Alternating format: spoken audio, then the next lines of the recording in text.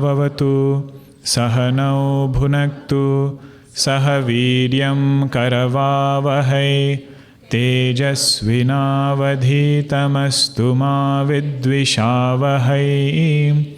Om Shanti Shanti Shanti. Samasta Jana Kalyani Niratam Karunamayam Namami Chinmayam Devam Satgurum Brahma Vidwaram Satgurum Brahma Vidwaram. 13, 14 and 15 together. Sarva karmani manasa sanyasyaste sukham vashi navadvare pure dehi naiva kurvanna karayan nakartrutvam nakarmani lokasya srujati prabhu nakarmaphala sanyogam swabhavastu pravartate nadatte kasyachit papam nachaiva sukrutam vibhuhu ajñānena vrutam jnānam tena muhyanti jantavah jnānena tu tadajñānam yesham nashitam atmanah tesham adityavajñānam prakashayati tatparam. 16 also we saw last time. Bhagavan is elaborating how a jnani revels in his own self, his own blissful self. 13th verse was indicator of that. Sarva karmani manasa. By mentally renouncing doership and all actions associated with that doership. Sarva karmani manasa sanyasya. Having given up. Sukham aste vashi. That person who has a very disciplined mind, he lives happily. Sukham aste, revels in bliss. How is he able to do that? He is as though living in this body, which he calls as city of 9 gates. Knowing very well, I am not the body, I am expressing through the body. Navadvare pure dehi, naiva kurvan na karayan. I am not the doer, I am not the prompter also. Now, just for the sake of metaphor, there is body and there is pure consciousness expressing through the body. Means he has been successful in peeling off mentally all the conditionings that is superimposed on the individual. Conditioning of mind, conditioning of body, conditioning of intellect. All these conditionings he has negated and is abiding in his blissful self. Now in Vedanta, the same truth, the same blissful nature of Atma will be pointed out from individual conditioning standpoint. That same truth will be pointed out from totality standpoint. And clarity of knowledge is, we should be comfortable in both. If it is said, Jiva is Sakshi. Jiva is Ananda Swarupa Sakshi. That is one way to look at it. Another perspective is, Bhagavan is of the nature of Ananda. Bhagavan is Chaitanya Swarupa and Bhagavan is Ananda Swarupa. Same Sakshi is referred to as Bhagavan. From totality standpoint, it will be pointed out, or from individuality standpoint, the same truth will be pointed out.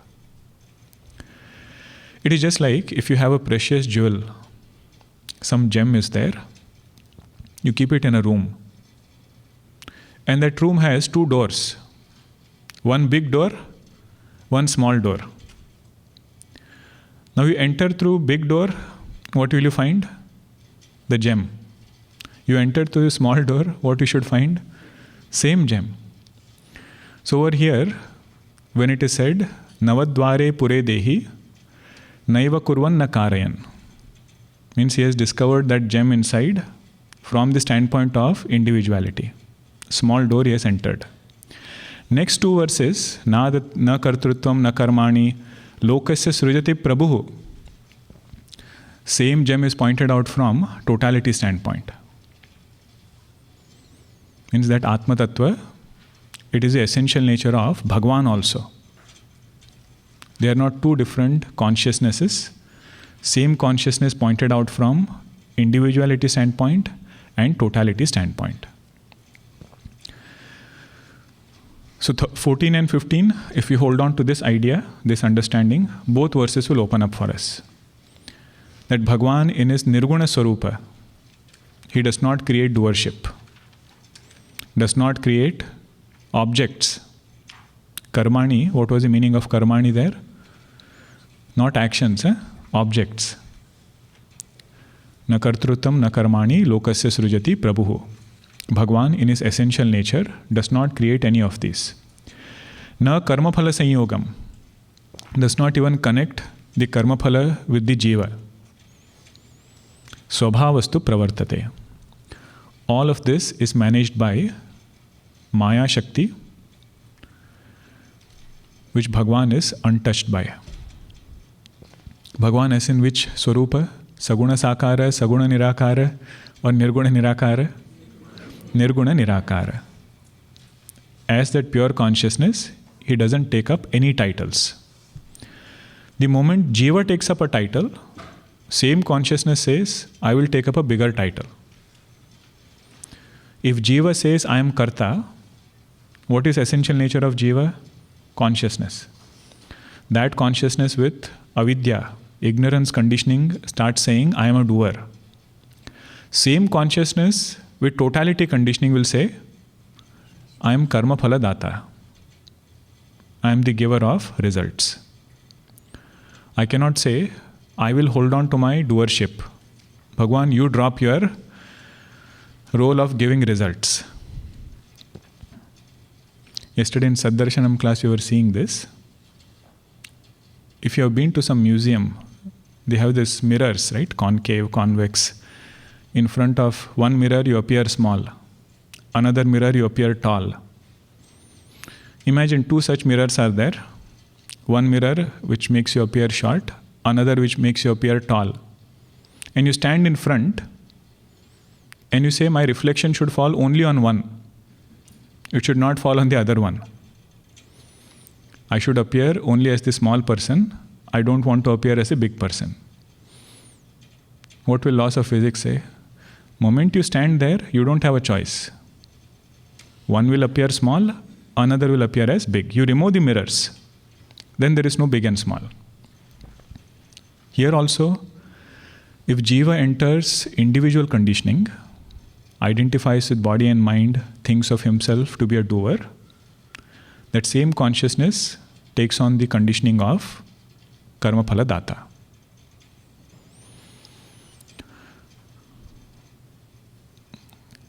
Jiva cannot hold on to individual conditioning and ask totality to drop total conditionings.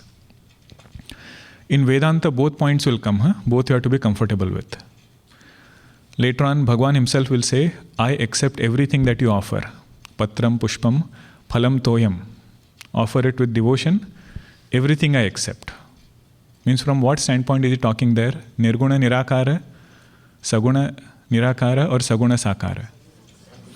Saguna Sakara or even Saguna Nirakara. Bhagwan as Sarva Shaktiman, Bhagwan as Antaryami.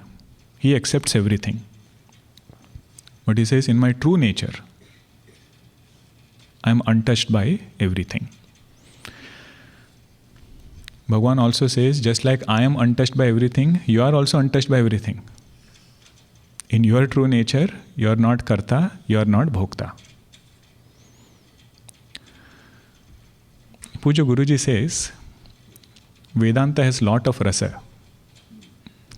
But he says it's only like dry fruit. You have to keep chewing it, then this rasa comes. So first time when you hear this, oh, what are they talking? Bhagwan doesn't take any karmas, doesn't make objects. On another hand, they are saying Bhagwan alone is appearing as his creation. Total confusion. But then when you appreciate what they are talking, we realize the depth of our rishis. 15th one also was similar echo. Na datte kasachit papam. He does not accept anybody's sins. Nacheva sukrutam vibhuhu. Doesn't accept anybody's punya karma also. Ajnanena avrutam jnanam. This ignorance has come and it has covered knowledge. Because of that, all jivas are deluded. Tena muhyanti jantavaha. What is the greatest form of delusion? Thinking that I am a doer. Thinking that I am experiencer. That itself is result of moha. In the beginning, when we start studying Vedanta, we think what they are saying is unreal world and what we are living is real world. That is how we ask questions also, All of that, what you are saying is good. But in the real world, like that it starts. And what Vedanta wants us to do is, flip it around. At least for some time, appreciate this point. There is some absolute reality in which this unreal world is getting projected. That is this message over here. How will this transmigration end? Bhagavan says, Jnanena tu tad ajnanam yesham nashitam atmanaha. Yesham is plural, means there are many people whose ignorance has ended. Not only one person. Yesham tad atmanaha ajnanam nashitam.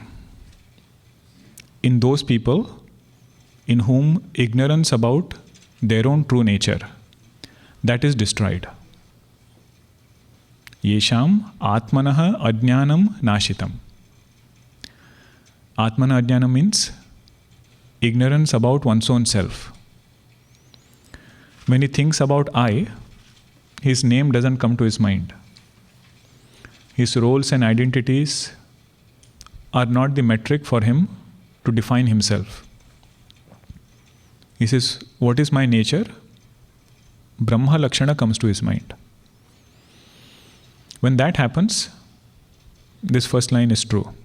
Yesham atmanaha ajnanam nashitam. By what was it destroyed? Jnanena nashitam.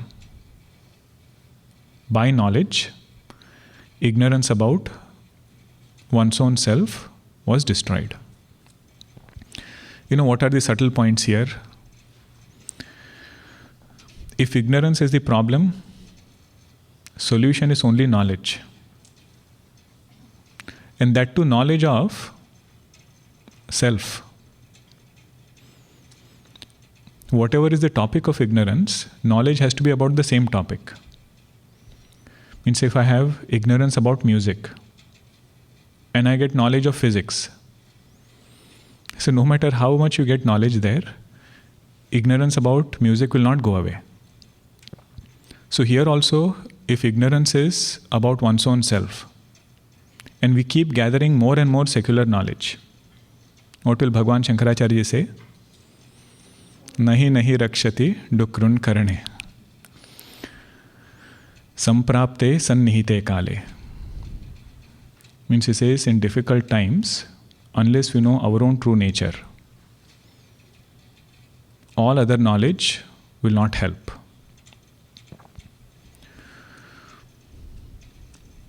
So knowledge has to be of the same topic of which there is ignorance. Another point here is, ignorance will not naturally go away. It is just like darkness, If there is a cave which is dark, so how will this darkness go away? Keep waiting. 100 years you have waited already. Keep waiting for another 100 years. In time it will go away. We say, no, it will not go away in time. We have to bring light to remove that darkness. There is no contradiction between darkness and time, both can coexist very well. Like that, there is no contradiction between ignorance and time. Both are products of, actually time is product of Maya. So whatever is the cause will never be opposed to the effect. Ignorance and time can happily coexist. So if somebody feels in time ignorance will go away, this shloka is telling it will not go away. So we have to put forth effort, first to do sadhana, purify the mind, study Upanishads, and remove this ignorance.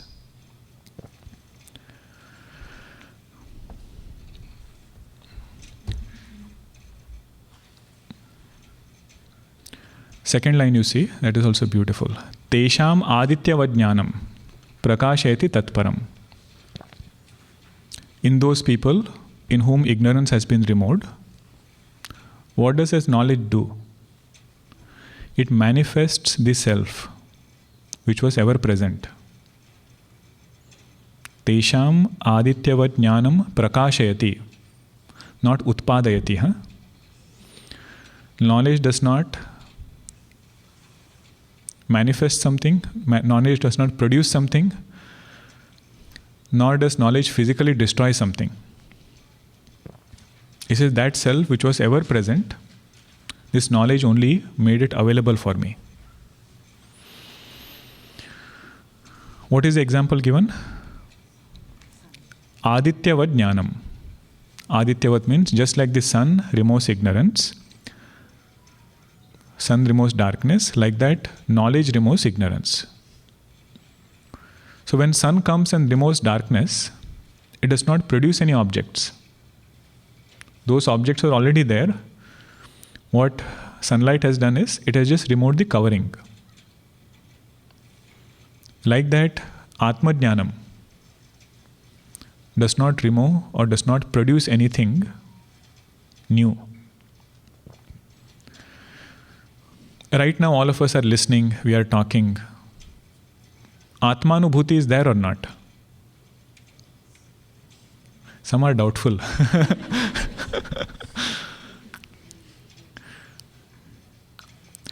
Atmanubhuti is ever present.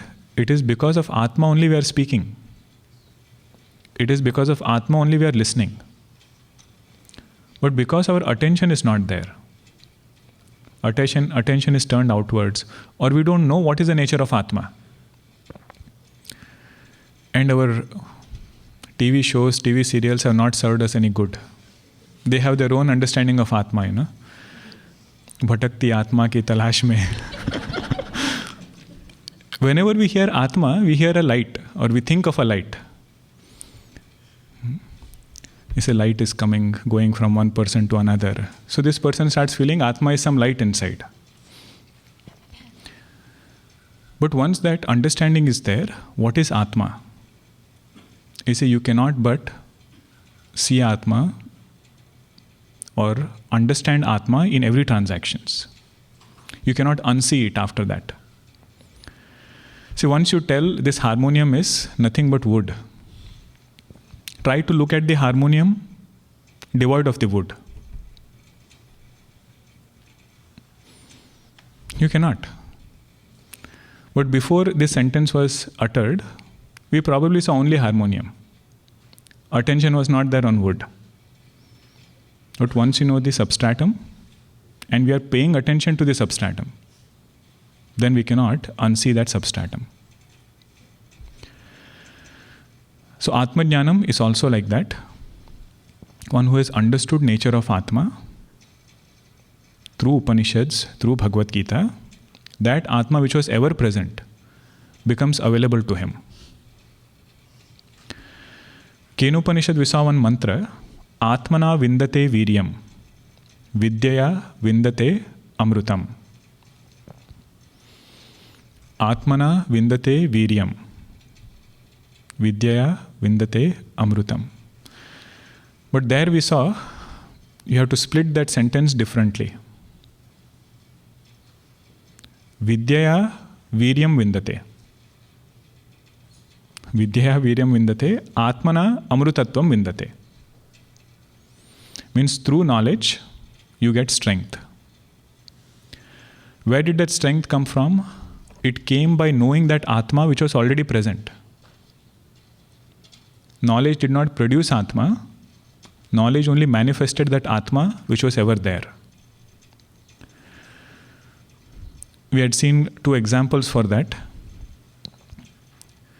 If we have a headache and we take a medicine, the headache going away, the cure is brought about by the medicine and not the action of taking the pill. Action of taking the pill is important, but what brought about the result was that pill. Like that, Brahma Jnanam is the action of taking that medicine. But the result is brought about by Atma which is already present. It is not creating anything new. These are subtleties of Vedanta. If we can appreciate it, our spiritual journey will be without lot of struggle. If we start with this point that right now I am somebody else and I have to become somebody else, or I have to become Atma, I have to discover or go and find Atma somewhere, it will be a constant struggle for that sadhaka. He has to grow out of it. In our Sangeet, they have different scales, right? You have to start on the right scale. If two people are singing, one person sings A sharp, second sings C sharp. Both swaras are off, whole song will be off. Like that, our Vedantic sadhana, if we begin with this idea, right now I am bound, I have to become free one day. If you keep trying, that day will never come. Vedanta tells us we are free to begin with. We are thinking that we are bound. That is the beauty of Vedanta.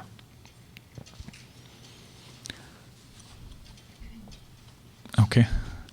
Tesham aditya vajnanam prakasheti tatparam. Is it getting too heavy for all of you? Little bit, huh? Okay. If it is getting heavy, then what should we do? Next verse. Tad buddhayastadaatmanah tannishthas tatparayanaah gacchantya punaravrittim jnana nirdhuta kalmashaah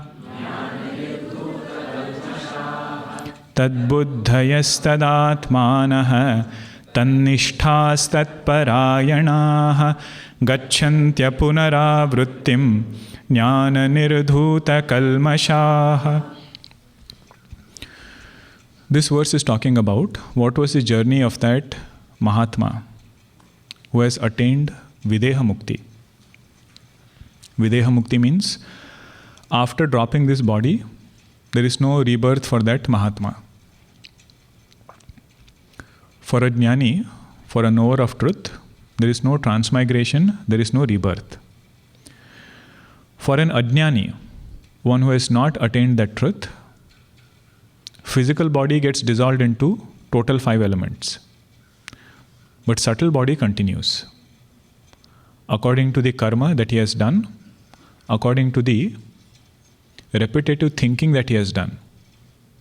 What is another word for repetitive thinking? Upasana.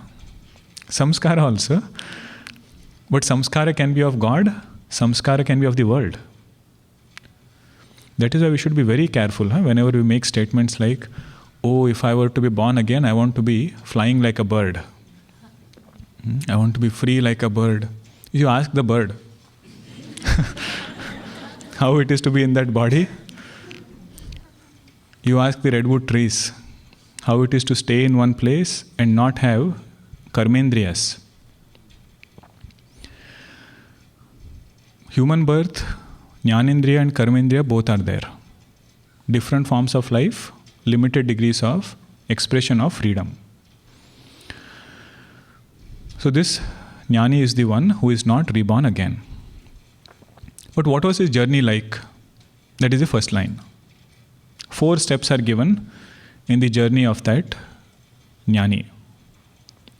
But the catch here is, you have to read the steps ulta. Madhusudana Saraswati writes this. Madhusudana Saraswati ji writes this. He says, don't read Tat Buddhaya first. Read the last one, Tat Parayanaha. Means his first step in this journey was, he made a sincere resolve to attain that truth. Parayana means, that alone is my supreme most goal. Para ayanam. Priority list, he has attaining moksha as the top priority. Not good to have. Out of everything, he says, if I get time, I will do this. That person has still many ayanams. Means many goals, many supports that he is seeking. This person is parayanaha, tat parayanaha. Abidance in Brahman is all that I seek. One Mahatma ji would say, ऐसे लोगों के 3 मुख्य कार्य हैं. These people have 3 top goals. Self-abidance, self-abidance, self-abidance. Nothing else other than abidance in the truth. Somebody like Bhagwan Ramana Maharshi ji. Go to Bhagwan with anything. He will bring us back to that same reality. He says, focus here, don't go anywhere else. That is called as Tat Parayanaha. Then the next word is Tan Nishthaha. Tan Nishthaha means he has gotten conviction about the truth. Means he has done Shravanam and he has done Mananam. Meditation is not included yet. Sometimes people have this question, What is Vedantic meditation exactly? Is there a sequence in which it has to be done? Or can we do it right in the beginning? Anybody can do it. The question Vedanta will ask is, what are you meditating upon? Gurudev's example was, he would say, if somebody says, for next 10 minutes, we will meditate upon Gudu Gudu. Next 10 minutes, we will meditate upon Gudu Gudu. What will be your question? What is that thing? What are we going to meditate upon? You see, unless you have clarity about the topic, meditation is far. So this person is Tan Nishthaha. First, he has heard about the truth. He knows about nature of truth. And whatever doubts are there, that he has resolved through reflection, through mananam. If we appreciate this point, that is when we will know how important it is to do Shravanam. In fact, out of the 3 steps, Shravana, Manana, Nididhyasana, according to Vedanta, the most important one is Shravanam. And generally what people have is totally opposite idea. They say, what are these people? Always going for class, from one class to another class. All the time study group. We should get some practical experience. That is another way of saying that, they have not appreciated power of pramana. Means Vedanta is valid means of knowledge. Through that, we will see the truth.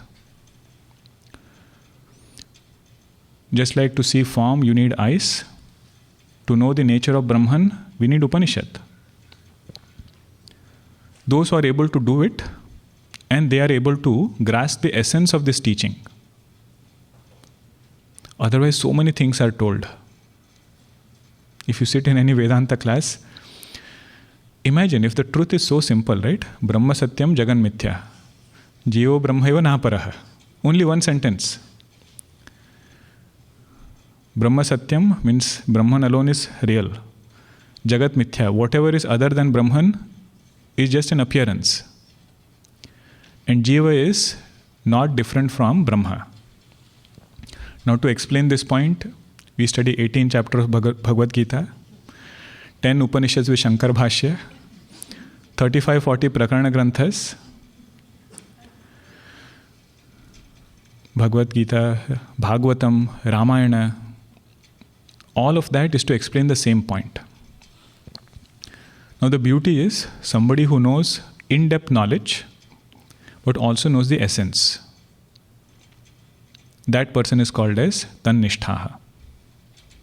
Means if you listen to so many Vedanta discourses, we should be able to verbalize in simple words what is the main teaching. For example, if somebody asks Bhagavad Geeta, right? What is the essence of Bhagavad Gita? You start with first chapter. Arjuna went to battlefield, which conch he blew, who all were standing in front. Means Tatparya understanding is still lacking. That was just the background. First chapter, the stage setting, doesn't have much to do with the essence of Bhagavad Gita. So person who is able to grasp the essence, that person is Tannishtaha. So Shravanam and Mananam is covered by that step. Third step is Tad Atmanaha. Tad Atmanaha means not only he knows Brahman as far as nature of Brahman is concerned, but he has also owned up that Brahman to be his own nature. Tat Atmanaha means he has owned up that truth as one's own self. Now remember, you can do this only for Vedantic teaching. If we study physics, do we say we have to own up physics? You study any other knowledge, you should get nishtha in that knowledge, but you cannot own it up. Because it is different from you, that is how we are learning it.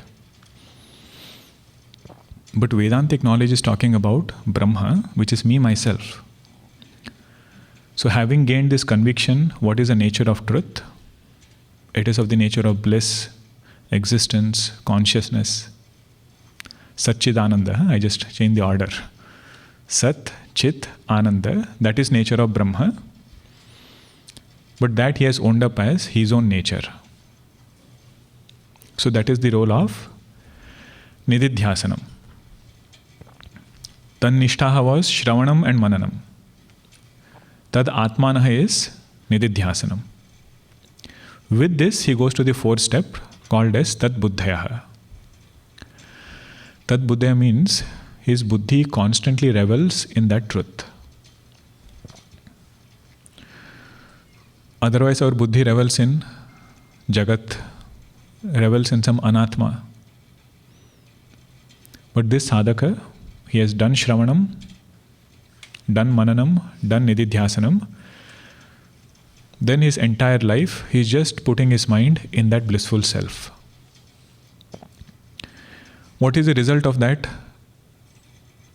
Gacchanti apunaravrittim.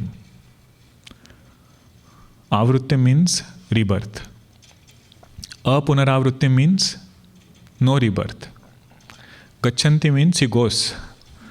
See how Bhagavan is coining the terms. He goes to no rebirth.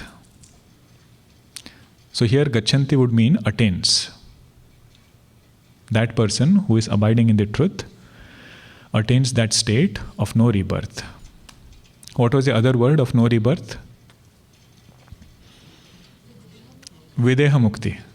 Videha Mukti. We started the verse with that idea. This verse is talking about that jnani who has attained Videha Mukti. I think this question I had asked you all before, right? Jivan Mukti word is clear. What is Jivan Mukti? Liberation while living. Videha Mukti, no rebirth after dropping this physical body. Which one comes first? Jivan Mukti or Videha Mukti? According to Vidyananda Swamiji, Videha Mukti comes first. He says the moment knowledge takes place, whether you like it or not, there is no future rebirth. He says decide first. If you want rebirth, don't listen to Vedanta. If you want to be free from transmigration, he says the moment kartrutva is negated sincerely, Means for that sadhaka, he gets convinced that I am not doer, I am that Shuddha, Buddha, Mukta Chaitanya. Right at that moment, all karmas are burnt, there is no future rebirth. But for Jivan Mukti, he says we will have to work with our mind. We will have to take care of this mind because vasanas will keep interfering. On one hand, knowledge is there. On the other hand, vasanas are pushing this person. So whatever Jivan Mukti Ananda should have been there, that is not there for him. And Manonasha. Vasanakshaya and Manonasha, mind has to be negated. That will take time. He says Jivan Mukti is long-term project. But Videha Mukti, the moment knowledge takes place, that is the Videha Mukti avastha of a jnani. So Gacchanti apunaravrittim jnana nirdhuta kalmashaha. They have been washed away from the impurity. Jnana nirdhuta. By knowledge, all impurities have been washed away. What is that impurity which pushes a person into rebirth? Desire. Desire. The root of that desire is ignorance. Not knowing ourselves to be Atma, we entertain so many desires. Not knowing ourselves to be Ananda Swarupa, we start seeking Ananda somewhere. And based upon the nature of that desire, appropriate conditioning is given for that jiva to experience the world outside. So here Bhagavan says, because of this Shravana, Manana, Nididhyasana, listening, reflection, meditation, all desires have been removed from this person. Jnana nirdhuta kalmashaha. Now next verse is a praise of Jivan Mukti. What is the state of a Jivan Mukta? What was the previous verse talking about? Videha Mukti. The theme, if you understand, verse opens up more. Vidya Vinaya Sampanne Brahmane Gavihastini Shuni Chaiva Shvapake Pandita Samadarshinaha Vidya Vinaya Sampanne Brahmane Gavihastini Shuni Chaiva Shvapake Pandita Samadarshinaha. The student is asking the teacher, tell me, how does a Jivan Mukta see this world? Teacher asks him first, what do you see in the world? Tell me, what are you seeing in front? He starts listing. I see Vidya Vinaya Sampanna Brahmana. Means I see a noble person who is endowed with knowledge, Vidya, and endowed with sannyasa. Bhagavan Shankaracharya writes, Vinaya Shabda here is not only humility. He says Vinaya means sannyasi who has knowledge. Vidya Vinaya Sampanna Brahmana. That person I see. So then what do you see? I see a cow, Gavi. Then what do you see? You say, I see an elephant, Hastini. Then what do you see? You say, how many things will you ask? Again he is listing. I see a dog, Shuni. Then what do you see? You say, I see Shvapaka, one who eats the dog. See the spectrum, huh? One sannyasi who is endowed with knowledge, humility, values. Then he sees cow, sees an elephant, sees a dog, sees a person who eats the dog, means a chandala. All of them he sees. What is his mindset? Panditaha Samadarshinaha. He has equanimous vision in all these people. That person who sees all of them as Sama. Sama means he sees them as appearances in Brahman. Not that he's seeing 5 people and then superimposing idea of equanimity. He says Brahman alone is appearing as all of them. In that way he is Samadarshi. Such a person gets the title of Pandita. But you see so much of difference. One person is a human being, another is an animal. How are you seeing that samatva? So much of differences are seen in perception. You see, that is the whole point of Vedanta. Vedanta never insists on non-duality as far as perception is concerned. Vedanta says our knowledge should override that perception of non-duality. Knowledge should override perception of duality. Okay. In between, if I say something, you have to raise a flag. Huh? Otherwise, you're nodding your head for everything. In villages, when they do katha, it is said they sit with some flowers, holding it like this. 3-4 hours the katha goes on. Finally they say, Tvadiyam vastu govinda tubhyam eva samarpaya. When they go to the altar, offer that flowers and go to their home. Means whatever we heard, we are again offering it back to you. He says Vedanta doesn't work like that. You have to take away also. So here Bhagavan is saying, don't insist on non-perception. If we have that kind of idea, that everything will become homogeneous, everything will become same, that day is never going to come.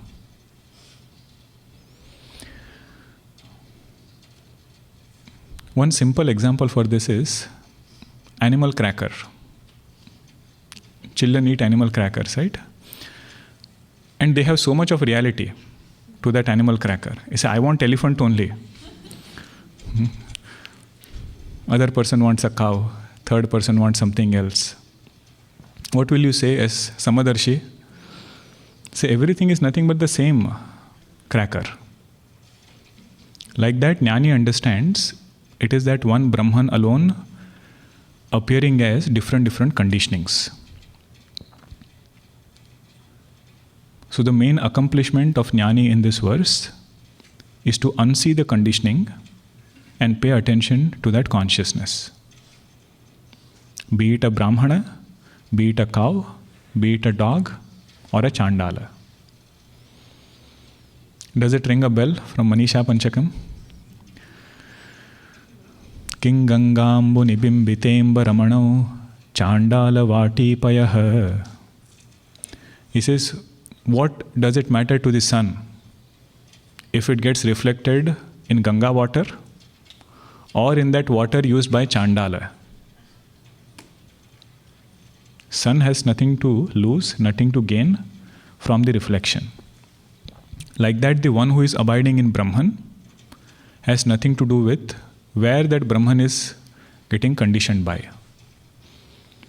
It could be by the conditioning of a Brahmana, conditioning of a cow, conditioning of an elephant. That is this state of Jivan Mukti. But one thing we have to note here is Panditaha Samadarshinaha means their vision is equanimous. It doesn't imply Panditaha Samavartinaha. Mean that transaction with all these things will be in the same way. Our transaction with dog and elephant, is it the same? I say both are animals only. If you want to use one for wedding procession, he said there only elephant will be used. One Mahatmaji would say, all parts of our body, do we have different ideas that, my finger is more dear to me, my leg is less dear to me? You have Samadarshanam with entire physical body.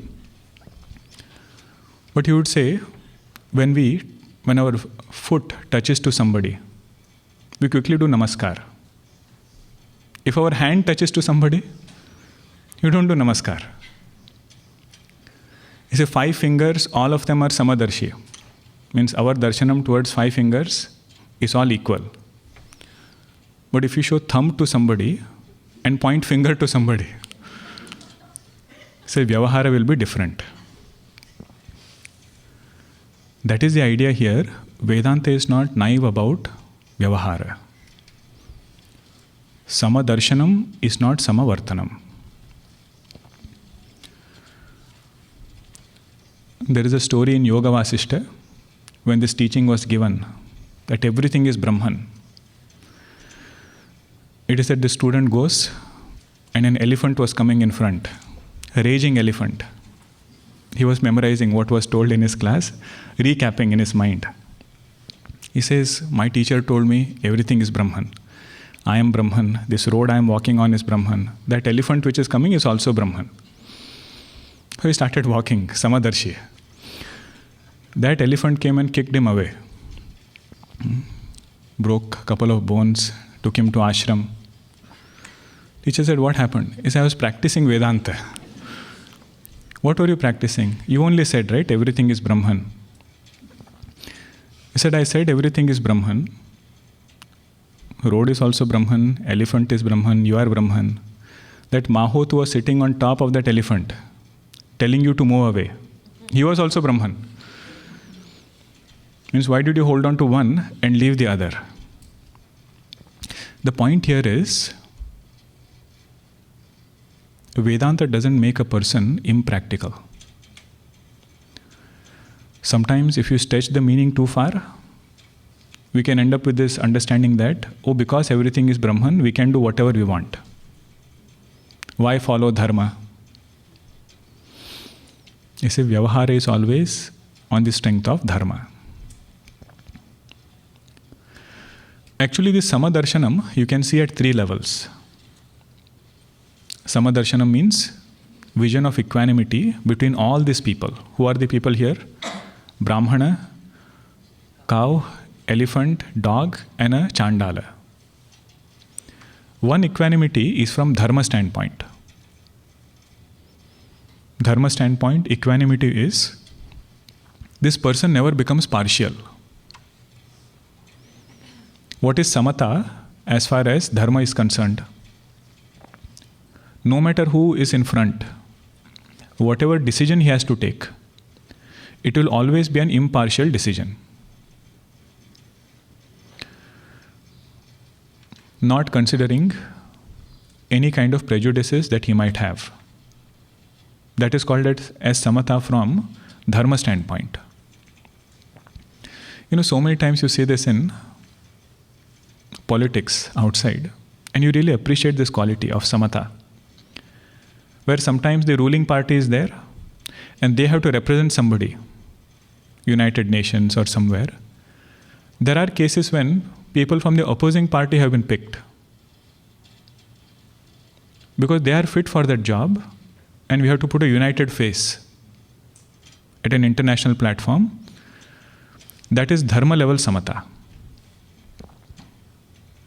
I'm giving contemporary example because if I give Mahabharata example, you'll say, all of that happened long time back. What about today's world? Mahabharata also you find examples. When they have to be the commander, before the war, they have a discussion on who is going to be the chief commander of Pandava. And everybody lists one name, suggests one name, and very objective. They say this is his strength, this is his weakness. But his strengths are more than his weaknesses. That is why I feel he has to be the commander. Finally, Yudhishthira says, whatever Bhagwan Krishna says, that we will do. That is dharma level samatha. Not taking sides, becoming partial because of own likes and dislikes. There is samatha from the standpoint of a saint. What is the samatha from the standpoint of a saint? Not only he is accepting all the 5 people, but he is also thinking about their well-being. That is samatva of a santa. It is one thing to just see everybody as same. But it is another thing to go out of the way to help that person. Between Bhagwan Vedvyasji and Ratnakara, Naradji saw both of them as Sama. But he did not leave Ratnakara where he was. He went out of the way to advise him, to bring him on the right path and make him into Valmiki Rishi. That is one notch above Samata. Not only Darshanam, but they are able to go and bring that person up. In Ramayana, there is another story of Jayanta. He goes and hurts Sita ji. Just out of his fancy, he goes there and puts his beak, and then Sita ji is hurt because of that. Bhagwan sends Brahmastra after him. With a blade of grass, he takes that blade of grass, makes it into Brahmastra, and Jayanta runs all over the world. His own father is hesitant to accept him. He was son of Indra. Goes to Swarga. He says, my position is in danger if I take your side. Does not find shelter anywhere. Finally, who helps him? Naradji. Naradji says, he might have committed a mistake. But if a saint cannot accept a sinner, who else will? That is the heart of a saint. So their samatva is, they not only see everything as the same, but also they can go out of the way to lift people up. Third samatva is what is mentioned here, that is of a jnani. Now jnani will have dharma level samatva, he will have santa level samatva, and he is having jnana level samatva. Jnana level samatva means he sees everything as Brahma. Because he has negated the world, he doesn't see any difference between Brahmana, Gavi, Hastini, Shuni and Shopaka. That is the samatva of Jnani. Ramcharitmanas, when Nishad Raj, he feels very sad about Bhagwan's condition. He says, why does he have to go through so much of difficulties? What does Lakshmanji tell him? Nishad Raj, don't think Bhagwan is going through any difficulty. In his eyes, Jagat is mithya. Moha mula paramaratha nahi. Everything is like a dream. That is the equanimity of a jnani. The ask for becoming jnani is a very tall ask. Title of jnani is not one who can memorize some shloka. Title of jnani is one who can come out of sorrow on the strength of the knowledge. That is this understanding. Shuni chaiva shopakecha panditaha samadarshinaha. Next verse is glorifying equanimity. It says, how does that person live who has this equanimous vision? We'll just chant it, meaning we'll see next session. Ihaivatayirjitas sargaha yesham samye sthitam manaha nirdosham hi samam brahma tasmad brahmani te sthitaha ihaivatayirjitas sargaha yesham samye sthitam manaha nirdosham hi samam brahma tasmad brahmani te sthitaha. Samatva, really speaking, can happen only in Atma. It is not in situations, it is not in people. Because his attention is on Atma, his abidance is in Atma, all his transactions are equanimous. That person has won over samsara, he has won over rebirth. When did he win over after dropping this body? He says, no, ihaiva. Here only he has won over samsara. Sargaha here means rebirth. Previous verse spoke about apunaravrittim, no rebirth. So this also is referring to rebirth. Person whose attention is on the self, he has won over this samsara of rebirth because his mind is abiding in that sama brahma. Om Purnamadah Purnamidam Purnat Purnamudachyate Purnasya Purnamadaya Purnameva Vashishyate. Om Shanti Shanti Shanti. Harihi Om Shri Gurubhyo Namaha. Harihi Om.